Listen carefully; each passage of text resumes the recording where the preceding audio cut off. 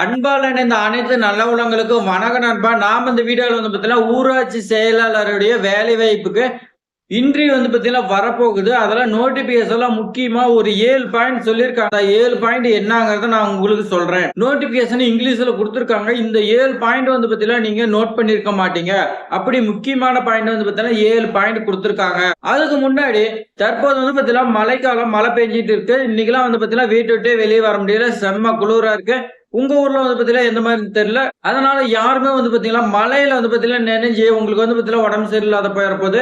அதே மாதிரி காத்தடிச்சிட்டு இருந்தாலும் அந்த காத்தே வந்து பாத்தீங்கன்னா உங்களுக்கு சளி பிடிக்கிறதுக்கு ஒரு வாய்ப்பா அமையும். ஸோ யாருமே வந்து பாத்தீங்கன்னா கொஞ்சம் கேர்ஃபுல்லா இருங்க. வீட்டுக்குள்ளேயே வந்து பாத்தீங்கன்னா உங்களுக்கு தேவையான எக்ஸாம் காட்டும் என்ன வேற எக்ஸாம் ப்ரிப்பேர் பண்ணிட்டு இருந்தீங்களா வீட்டுக்குள்ளேயே வந்து பாத்தீங்கன்னா பண்ணிக்கங்க. சரி, இந்த ஊராட்சி செயலாளருக்கு வந்து பாத்தீங்கன்னா நம்மளுடைய சப்ஸ்கிரிப்டர் வந்து பாத்தீங்கன்னா ஒவ்வொருத்தரும் ஒவ்வொரு மாதிரி வந்து பாத்தீங்கன்னா கேட்டுட்டு இருக்கீங்க.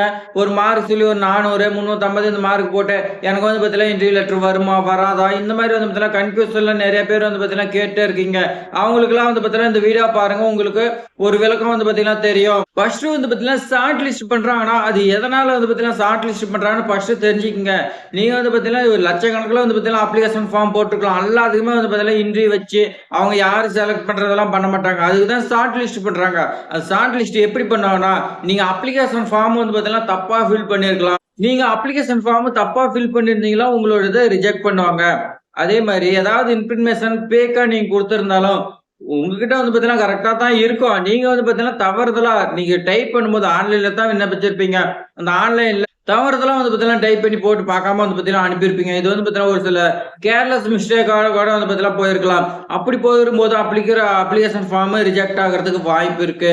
அதாவது சர்டிபிகேட்லாம் வந்து பாத்தீங்கன்னா ஏதாவது பேக்கா வந்து பாத்தீங்கன்னா நீங்க அனுப்பியிருந்தாலும் இல்ல கிளாரிட்டி இல்லாம லோ குவாலிட்டி இமேஜ் வந்து பாத்தீங்கன்னா லோ குவாலிட்டியில இருந்து அங்க வந்து பாத்தீங்கன்னா இமேஜ்ல உங்களோட டீடைல்ஸ் எதுவுமே தெரியலனாலும் அதுக்கு ரிஜெக்ட் ஆகிறதுக்கு வாய்ப்பு இருக்கு.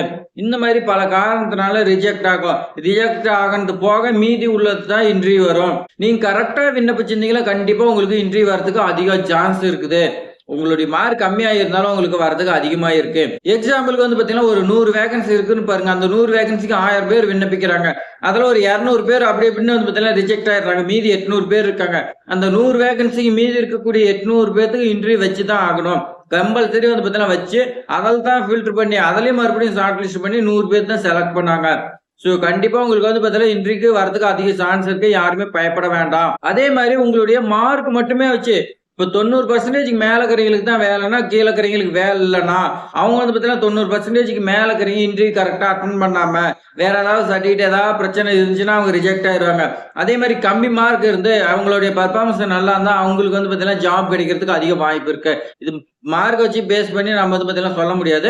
நீங்க அட்டன் பண்ணக்கூடிய இன்டர்வியூ பொறுத்து தான் வரும். சரி, இப்போ வந்து பாத்தீங்கன்னா நான் ஒரு 7 பாயிண்ட் சொல்றேன்னு சொல்லியிருந்தேன். அது வந்து பாத்தீங்கன்னா முக்கியமான பாயிண்ட். அதை நீங்க நோட்டிபிகேஷன்ல இருக்குது, இங்கிலீஷ்ல தான் இருக்குது. அதை நீங்க போய் பார்க்கறதுனா கூட பாத்துக்குங்க. ஃபர்ஸ்ட் பாயிண்டா என்ன சொல்லியிருக்காங்கன்னா, ஷார்ட் லிஸ்ட் பண்ணக்கூடிய கேண்டிடேட் எல்லாத்துக்குமே வந்து பாத்தீங்கன்னா டிஎன்ஆர்டி இந்த ஊராட்சி செயலாளருக்கான வெப்சைட் பஞ்சாயத்துக்கான வெப்சைட்ல தான் நாங்க இணையதளத்துல வெளியிடுவோம். வேற போஸ்ட் மூலியமா நாங்க இன்டர்வியூ லெட்டர் அனுப்ப மாட்டோம்னு சொல்லி கொடுத்துருக்காங்க. அதனால நீங்க வந்து பாத்தீங்கன்னா தினமும் பாருங்க. இப்போ வந்து பாத்தீங்கன்னா நம்ம இன்டர்வியூ லெட்டர் எப்படி வரும், இணையதளம் மூலியமா தான் வரும்னு நமக்கு தெரிஞ்சு போச்சு. அடுத்து 2வது பாயிண்ட் வந்து பாத்தீங்கன்னா என்ன சொல்லியிருக்காங்கன்னா, இந்த இன்டர்வியூ வந்து பாத்தீங்கன்னா உங்களுக்கு எஸ்எம்எஸ்ஓ இல்ல இமெயில் மூலியமா தான் அனுப்பணும்னு சொல்லி கொடுத்துருக்காங்க. நீங்க ஷார்ட் லிஸ்ட் ஆயிட்டீங்க, உங்களுக்கு இன்டர்வியூ அந்த இன்டர்வியூ வந்து பாத்தீங்கன்னா எந்த தேதி எந்த டைம் எந்த அட்ரஸ் இது எல்லா டீடைல்ஸுமே உங்களுடைய மொபைலுக்கு எஸ்எம்எஸ் வரும். இல்ல வந்து பாத்தீங்கன்னா உங்களுடைய இமெயிலுக்கு வரலாம் அப்படின்னு வந்து பாத்தீங்கன்னா சொல்லி கொடுத்துருக்காங்க. அப்படி ஏதாவது உங்களுக்கு மெசேஜ் வந்துச்சுன்னா கமெண்ட்ல பண்ணுங்க. அந்த மெசேஜ் வந்த உடனே நீங்க உங்களுடைய இந்த வெப்சைட்ல டிஎன்ஆர்டி வெப்சைட்ல நீங்க போய் செக் பண்ணீங்கன்னா கண்டிப்பா உங்களுக்கான கால் லெட்டர் இருக்கும். அதை நீங்க வந்து பாத்தீங்கன்னா டவுன்லோட் செஞ்சுக்கலாம். இந்த எஸ்எம்எஸ் இமெயிலுக்கு வந்து பாத்தீங்கன்னா வந்திருக்கு அப்படின்னு மட்டும்தான் வரும். அடுத்து 3வது பாயிண்ட் வந்து பாத்தீங்கன்னா என்ன சொல்லிருக்காங்க பாருங்க, எஸ்எம்எஸ்ஓ இமெயில வரலனா அதுக்கு வந்து பாத்தீங்கன்னா துறை வந்து பாத்தீங்கன்னா பொறுப்பு ஆகாது. நமக்கு வந்து பாத்தீங்கன்னா வெப்சைட்ல நம்ம செக் பண்ண மாட்டோம். நமக்கு எஸ்எம்எஸ் வரும், இமெயில் வரும். இந்த மாதிரி நம்ம வந்து பாத்தீங்கன்னா வெயிட் பண்ணிட்டு இருப்போம். ஆனா நமக்கு வராது. என்ன காரணத்தினால வராது? நீங்க வந்து பாத்தீங்கன்னா ரீசார்ஜ் பண்ணாம இருந்தீங்களா வரத்துக்கு வாய்ப்பு இல்லை. அடுத்து வந்து பாத்தீங்கன்னா நெட்வொர்க் இல்லாம இருந்தாலும் எஸ்எம்எஸ் வராது, மெயில் வராது. அதே மாதிரி மொபைல் நம்பர் நீங்க ஏதாவது சேஞ்ச் பண்ணிருந்தீங்கனாலும் வராதுன்னு சொல்லி கொடுத்துருக்காங்க. வேற ஏதாவது நீங்க அப்ளை பண்ணும்போது ஏதாவது மொபைல் நம்பர் மிஸ்டேக் பண்ணிருக்கலாம். இல்ல வேற சம் காரணத்தினால உங்களுக்கு எஸ்எம்எஸ்ஓ இமெயிலோ வரலன்னா அதுக்கு அரசு துறை வந்து பார்த்தீங்கன்னா பொறுப்பே இருக்காது. அது உங்களுடைய பிரச்சனை அப்படின்னு வந்து பார்த்தீங்கன்னா சொல்லியிருக்காங்க. சரி எனக்கு வரல நான் எப்படி தெரிஞ்சுக்கிறதுனா, நீங்க டிஎன்ஆர்டி வெப்சைட்ட நீங்க செக் பண்ணுங்க. அதுல வந்து பார்த்தீங்கன்னா வந்துருந்துச்சுன்னா, நீங்க டவுன்லோட் பண்ணி நீங்க போயிரலாம். அதே மாரி நம்ம சேனல வந்து பார்த்தீங்கன்னா ஃபாலோ பண்ணிட்டு இருங்க. உங்களுக்கு வந்துச்சுன்னா நம்ம வந்து பார்த்தீங்கன்னா நம்ம சேனல்ல வீடியோ போடுவோம்.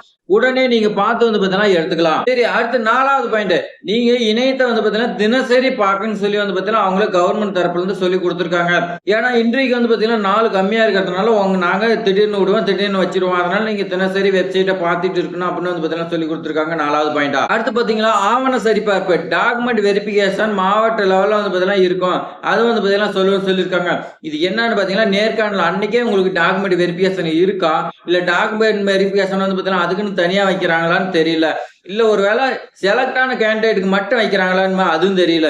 இது பத்தின தகவல் வந்து பார்த்தீங்கன்னா நம்ம சொல்ல கிடையாது. ஆனா இன்றைக்கு போகும்போது எடுத்துட்டு வர சொல்லியிருக்காங்க. அங்க போனா மட்டும் தான் தெரியும். ஒருவேளை டாக்குமெண்ட் வெரிஃபிகேஷனுக்குன்னு தனி டீம் இருக்கும். அந்த டீம் வெரிஃபிகேஷன் பண்ணி அடுத்து இன்டர்வியூக்கு போகலாம். இல்ல இன்டர்வியூ முடிச்சு அதுக்கு மேல இந்த டீம் கிட்ட வந்து வெரிஃபிகேஷன் பண்ணலாம். இது எப்படி வேணாலும் நடக்கும். அது அரசு தரப்பு வந்து பார்த்தீங்கன்னா இது சொல்ல கிடையாது. அது இன்டர்வியூ டைம்ல தான் நமக்கு தெரியும். அடுத்து 6வது பாயிண்ட் வந்து பார்த்தீங்கன்னா சொல்லியிருக்காங்க பாருங்க. இன்றைய தேதி அந்த தேதியில வந்து பார்த்தீங்கன்னா நீங்க வரலன்னா ரிஜெக்ட் ஆயிரும்.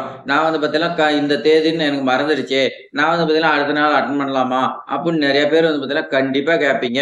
ஏன்னா சின்ன சின்ன கேர்லெஸ் விஷயத்தினால வந்து பார்த்தீங்கன்னா நம்ம நிறைய வந்து பார்த்தீங்கன்னா இழந்துகிட்டு இருக்கிறோம். அதனால வந்து கரெக்டா கால் லெட்டர் வந்துச்சுன்னா அன்னைக்கு என்னென்ன டாக்குமெண்ட் வேணும் எல்லாமே ஒரு ஃபைல்ல போட்டு நீங்க வச்சிருங்க. அந்த ஃபைல வந்து பாத்தீங்கன்னா அன்னைக்கு எடுத்துட்டு போறதுக்கு முன்னாடி ஒன்ஸ் செக் பண்ணிட்டு கூட நீங்க எடுத்துட்டு போகலாம். கண்டிப்பா வரலாம் ரிஜெக்ட் ஆகும். அதே மாதிரி டைம் ஒரு 10 மணினா ஒரு 9 மணிக்கெல்லாம் நீங்க போயிடணும். இல்ல நான் கரெக்டா சுகூரா போகிறோம் அப்படின்னா போற வழியில ஏதாவது டிராபிக் ஆகலாம், இல்ல மழை பெய்யலாம், இந்த மாதிரி ஏதாவது சம்திங் வந்து பாத்தீங்கன்னா நடக்கலாம்.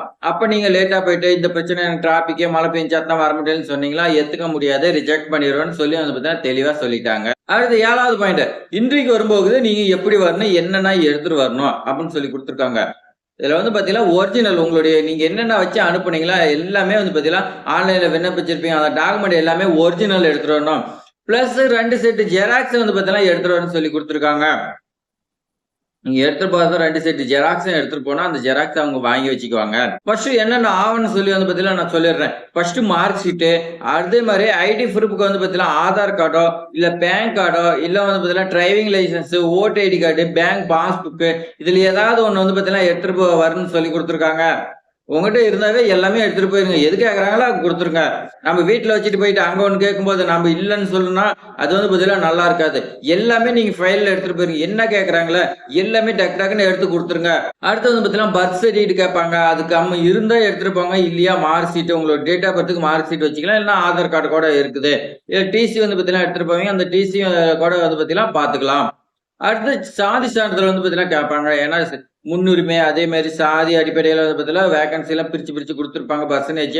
அதுக்கு அடிப்படையில வந்து பாத்தீங்கன்னா அது வெரிஃபிகேஷன் பண்ணுவாங்க. அடுத்து வேற என்னெல்லாம் கேட்பாங்கன்னா நீங்க மாற்றுத்திறனாளியா இருந்தா அதுக்கான அடையாள அட்டை கொடுத்துருப்பாங்க. அந்த அடையாள அட்டையை நீங்க எடுத்துட்டு போன்னு சொல்லி கொடுத்துருக்காங்க. விதவையா இருந்தா அது தாசில்தார்ட்ட நீங்க வந்து பாத்தீங்கன்னா ஒரு சர்டிஃபிகேட் வாங்கியிருப்பீங்க விண்ணப்பிக்கும் போது அந்த சர்டிஃபிகேட் நீங்க எடுத்துட்டு போன்னு சொல்லி கொடுத்துருக்காங்க. வேற எக்ஸர்வீஸ் மேன் இருந்தா அதுக்கு அந்த சர்டிஃபிகேட் நீங்க எடுத்துட்டு போன்னு சொல்லி கொடுத்துருக்காங்க. மறந்துடாதீங்க இந்த சர்டிஃபிகேட்ல ரொம்ப ரொம்ப முக்கியம். இன்றைக்கு கால் லெட்டர் வந்துச்சுன்னா நான் வந்து பாத்தீங்கன்னா என்னென்ன அதுல கேட்கறாங்கன்னா அது நம்ம வீடியோ போடுறோம். நம்ம சேனல் வந்து பாத்தீங்கன்னா ஃபாலோ பண்ணிட்டே இருங்க. அதே மாதிரி இன்றைக்கு எப்படி போகணும், எந்த டைம் முன்னாடியே போகணும், அதே மாதிரி ட்ரெஸ் எப்படி பண்ணணும், எப்படி பேசணும் எல்லாமே வந்து பாத்தீங்கன்னா நம்ம சேனல்ல வீடியோவா இருக்குது. நீங்க போய் பாருங்க. இது மட்டும் கிடையாதுங்க. இன்டர்வியூல எந்த மாதிரி கொஸ்டின் கேட்பாங்க மிக மிக முக்கியமான கொஸ்டின்லாம் நம்ம சேனல்ல வந்து பாத்தீங்கன்னா வீடியோ இருக்குது. பார்ட் 1 இந்த மாதிரி வந்து பாத்தீங்கன்னா வந்துட்டு இருக்கு.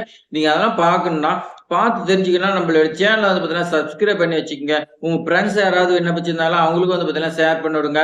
நம்மளோட சேனலை சப்ஸ்கிரைப் பண்ணி நிறைய பேர் பயனடைஞ்சிட்டு வந்துட்டு இருக்கிறாங்க. நீங்க என்ன சப்ஸ்கிரைப் பண்ணலன்னா நீங்களும் வந்து பாத்தீங்கன்னா பார்த்து சப்ஸ்கிரைப் பண்ணி பயனடைங்க. இந்த வீடியோ பயனுள்ளதாக இருக்குன்னு நினைச்சுக்கலாம். நீங்க வந்து பாத்தீங்கன்னா ஒரே ஒரு லைக் பண்ணுங்க. நீங்க பண்ணக்கூடிய லைக் தான் வந்து பாத்தீங்கன்னா நான் வீடியோ போறதுக்கு எனக்கு வந்து பாத்தீங்கன்னா மோட்டிவேட்டா இருக்கும். தேங்க்ஸ் ஃபார் வாட்சிங்.